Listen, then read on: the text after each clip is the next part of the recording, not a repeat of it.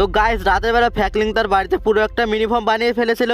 আর অসুবিধা এই ছিল যে বৃষ্টি হচ্ছিল না, তাই তার পুরো প্যান্ট চমকে যাচ্ছিল। আর সিন্টু অনেক পারিশান ছিল।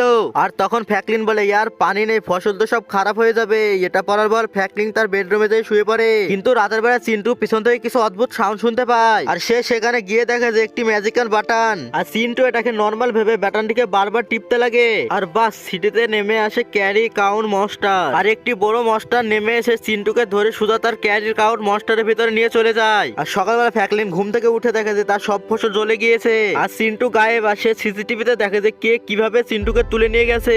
আর ফ্র্যাঙ্কলিন বলে, একে তো আজকে আমি একদম ছাড়বো না। আর ফ্র্যাঙ্কলিন সায়েন্টিস্ট স্যারের কাছে যেতে লাগে। আর সায়েন্টিস্ট স্যার বলে, চিন্টুকে বাঁচানোর জন্য প্রথমে একটা ম্যাজিক্যাল ক্লাউড বোতল লেসো। আর ফ্র্যাঙ্কলিন ল্যাম্বরগিনি চ্যালেঞ্জটিকে পূরণ করে বোতলটিকে নিয়ে আসে। আর তারপরে ফ্র্যাঙ্কলিনকে আবার বলে যে এরোপ্লেন থেকে একটি এরোপ্লেনের প্রপেলার আনতে হবে। আর ফ্র্যাঙ্কলিন এয়ারপোর্টে যে চুপি চুপি করে এই প্রপেলারটা ল্যাবে নিয়ে আসে। আর তারপরে সায়েন্টিস্ট একটি পাওয়ারফুল ক্রাউন টেন্ট তৈরি করে। আর এই টেন্টটি তোমাকে ক্যারি কাউন্টের ভিতরে নিয়ে যাবে। আর ফ্র্যাঙ্কলিন এই টেন্টটিকে দেখে আর বলে যে বাস চিন্টু, এবার আমি আসছি, তোমার কোনো চিন্তা নেই। আর তারপরে ফ্র্যাঙ্কলিন সে ক্যারি কাউন্টের ভিতরে যেতে লাগে।